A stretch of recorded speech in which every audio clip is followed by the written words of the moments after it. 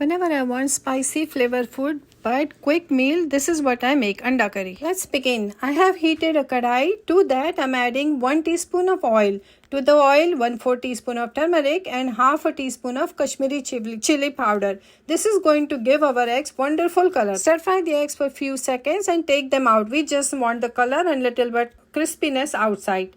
Now adding little bit more oil, and now I'm going to add half teaspoon each of shaha jeera and regular jeera, which is also called cumin, 3 cloves, 1/4 teaspoon peppercorn, 1/4 teaspoon fenugreek seed, bay leaf and a cinnamon stick. All these spices going to flavor the oil beautifully. As soon as spices start smelling or they bloom, I'm going to add half a cup of finely chopped onion. Let's fry the onion and then cover and cook until soft. Time to add the ginger garlic paste. This is my frozen ginger garlic paste. I have posted the recipe on my channel. You can check there. I'll also add the link here.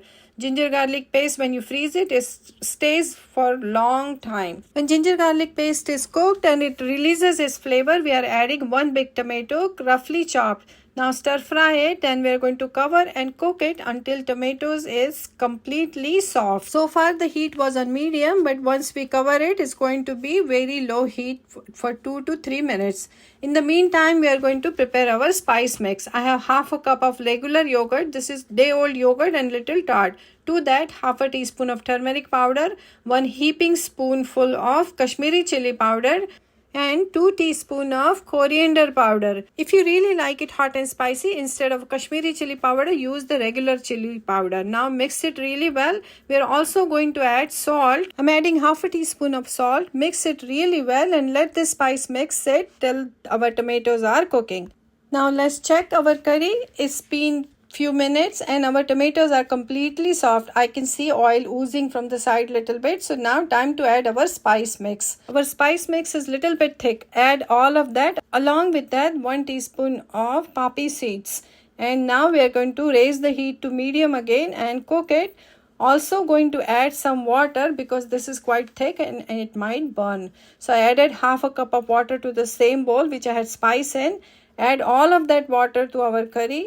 Stir it really well, bring it to boil, and then cover and cook on low till it thickens and the oil is releasing from the sides. It's been few minutes and our gravy or sauce looks wonderful. I can see oil is floating on the top. That's a great sign that our sauce is completely cooked. Now we are going to add small portion of kasuri methi. This is very strong flavor. That's why I'm adding only pinch of it.